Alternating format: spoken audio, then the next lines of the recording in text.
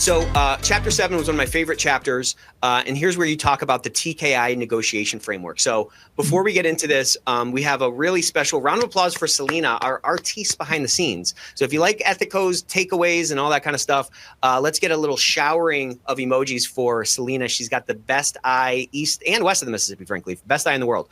Anyways, we put together a one-pager taking some great takeaways from chapter 7, which is what we're going to be talking about right now. All Ethicsverse members get that for free, of course. That'll be sent around after. If you're not an Ethicsverse member, it's worth joining right now for free, so you can go ahead and get it. But let's dive into this TKI framework, because I think this gives some really good handles on the type of energy we should be trying to bring to these conversations. And it gives us also, I think, a good roadmap for when we're in kind of a conflict to kind of see which quadrant we might be in and how we can, move ourselves or move the conversation to, the better quadrant. Okay, go ahead. Tell us about this TKI framework, please. Yeah, so it's obviously not original to me. It comes from a couple researchers, Thomas-Kilmann, and it's a conflict mode instrument that they had come up with, which identifies 5 different distinct negotiation styles. And so, and I kind of touched upon those in the book as sort of step 1 to navigating or trying to use diplomacy to resolve conflict. And what I was trying to do in the book was give folks a framework for how they can consistently work through any type of conflict, doesn't matter what the facts and circumstances are. But also noting that I did in the book a couple times that while I laid these out as sort of step 1 through 4, just sequentially, a lot of times the work's going to be done sort of in tandem. But the first step of it was trying to identify who you're dealing with from a negotiation style standpoint, what their personality is like. And and it's up there. And so competing, collaborating, avoiding, and accommodating, and then compromising is in the middle. And so how the model is set up is on the vertical axis, you have assertiveness, and then on the horizontal axis, you've got cooperativeness. And so it goes, further to the right or further to the top as you go along. And then this is where each of these different types of personalities fall on the spectrum. So, to compare and contrast, you've got the competing personality, which a lot of times is sort of the I win, you lose type mentality. And then you have the accommodating, which is you win, I lose. And then you've got others that are in the middle. And so I put those sort of taglines to kind of help identify where each particular personality lies on this particular spectrum. And one of the things I had advocated for in the book is earlier on in the book was setting up meet and greets and things like that. If you're new to an organization or if you're encountering a new leader for the first time, do facilitate introductions, get to know them, things like that. But a lot of times that can be beneficial for a number of reasons. And one of which is this, which is you can start to identify either in that meeting or as you go forward, you're going to start to identify what their negotiation style is. Are they more on that competing style where they would, and I should have mentioned this earlier, but where they would value more the substance of whatever it is that's at conflict over the relationship? Or are they more on the accommodating side where they just don't want to get into conflict and they just want to move forward? And they're valuing more the relationship over the substance. And so cooperative, as you go kind of to the right, that's more relationship focus, and on the assertive on that y-axis, as you go higher up, that's more focus on the substance of the negotiation. Is that right? Yeah, correct. And then the compromising and collaborating are going to be somewhere in the middle, where they're going to value both the relationship and the substance. Okay. And so you were kind of talking through these steps. The first step is to kind of identify who you're kind of talking to and what their maybe default style is, or maybe what style you're kind of seeing. Yeah, absolutely. And, I was thinking about this earlier when you were talking, when William had made the comment about the 360 perspective. A lot of times with these things, I think of them kind of like a puzzle, and you're just trying to find the corner pieces. And so this would kind of be an example of a corner piece. Just trying to figure out where is this person at from a negotiation style. Are they going to be collaborative, easier to work with? Are they going to be more competing, competitive, that type? And then that kind of helps guide you to adapt or take that into account as you work forward and try to understand their point of view and find out what their negotiables and non-negotiables are.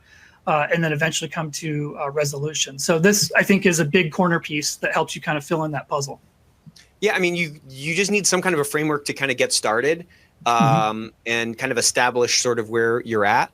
So I'd love to kind of get a little tactical with this sheet, because ideally I'm collaborative, you're collaborative, we get together, we care about the substance, we care about the relationship, and we're going to kind of figure out something together. That's probably the ideal.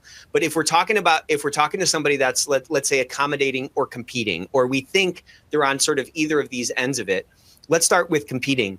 How would you utilize some of these techniques that are in the book to come to an ample, like a sort of satisfactory resolution without just like accommodating, this highly competitive person? Because obviously in this framework, a competing person, when they win, you lose. That's not what we're going for here. So how would you sort of move someone who's in that competing end into kind of a resolution that's acceptable? Yeah. So really the big part of it is going to be, the point of view piece and trying to understand that point of view and where they're coming from. One of the things I talked about in the book was kind of differentiating between positions and interests, because a lot of times those shape a particular individual's point of view. And so to give an example on the competing side, that particular personality, let me back up for a second. On the positions and interests, the positions I define in the book is, it's what somebody says that they want, and then the interest is the why behind whatever it is that they say that they want. And so I used an example in the book of doing a billing audit, and we're asking a department director to conduct some chart reviews. And I think I called her Mary, and then Mary says, "No, I can't do this." That would be Mary's position. And then if I were to ask why, and she says, "Well, I've got 3 nurses down, 2 are out on leave. I'm short-staffed right now. I'm really struggling with time." That's going to be, and resources, that's going to be Mary's interest. And so the biggest thing to me that's been the most effective has been identifying that interest. It's not always easy, because interest oftentimes means somebody's going to have to share some vulnerability, and they may not be willing to do that. And you run into that quite a bit with the competing style personality. And so that takes a little bit of a finesse to it in working through it. In my experience, the most effective has been just to have an offline discussion with that person and find out what's going on, because a lot of times there's some type of fear or there's another motivating factor that's going on, which is why they're so strongly opinionated about something. And so if we can try and identify what that is and see if there's a way that we can find a solution to appeal to that particular concern, or wherever that fear is, that helps in trying to get them more over to a compromising type mentality and working through some type of common ground for resolution. So it takes kind of understanding kind of the why behind the what. The what is a no, I can't do that. The why is some kind of constraint or some kind of interest or some kind of focus elsewhere. And to your point, I think if we can kind of get past whatever that wall is and understand what that true interest is, quote unquote, that's preventing the action, then you might be able to get that unlocked. I think probably also, to your point, having that conversation in front of a bunch of people is probably going to fall pretty flat, because this this competing person is, you use the words kind of concerned or defensive or something. There's some kind of a wall up that's preventing them from being as accommodating or collaborative as we would like. So I think that's great.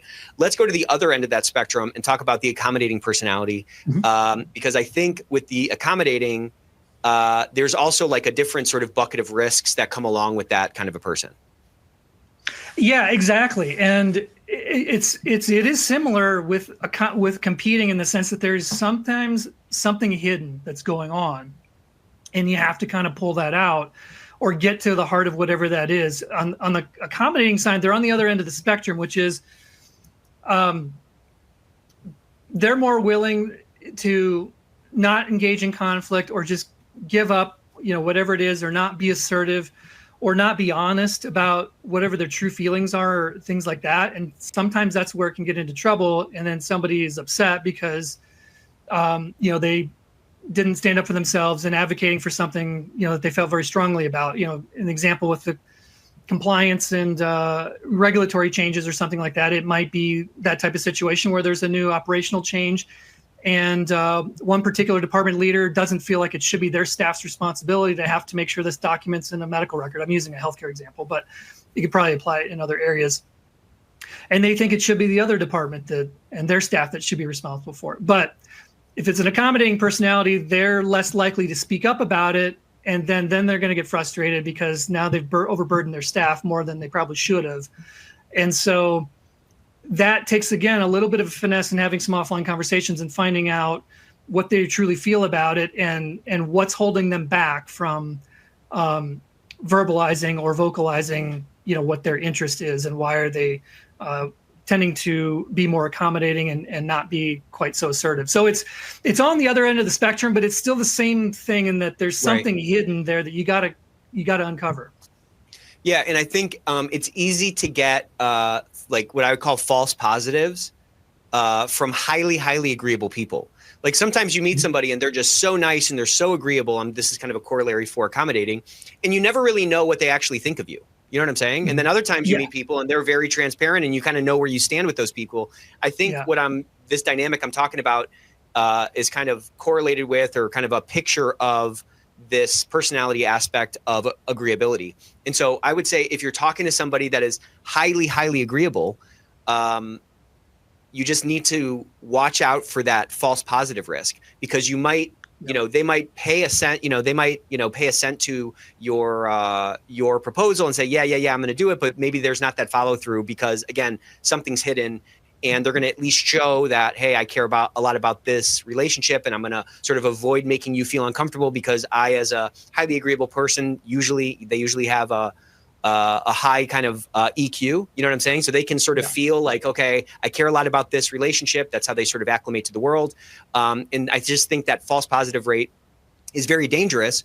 I mean, it happens in sales all the time. A salesperson will talk to somebody that's highly agreeable and they'll hang up and they'll be like, wow, that was great. I'm going to get this deal. And then it's like, no, you didn't get down to the issue. That person was just very polite. They were just very nice. Yeah. And so I think to your point, you were talking through those 4 steps. We've been talking a little bit about one of those steps being like knowing who you're negotiating with, knowing who that other party is. Look, you're not going to necessarily guess their Myers-Briggs personality type, but you can get some kind of a sense. Are they extroverted? Are they introverted? Are they, are they relatively more closed off, or are they very open-minded? Are they very agreeable, or are they very disagreeable, right? From a couple of those kind of, again, which means you have to have conversations with people. This is hard to, infer from a Slack message or a Teams message or, an email.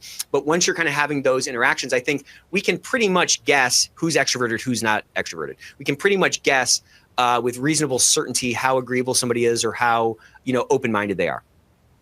Yeah, absolutely. And that's sort of where I was talking earlier in the book about the building strong relationships and things like that, getting to know others in the organization. It really helps because it should be fairly apparent to you kind of where they're coming from a negotiation style.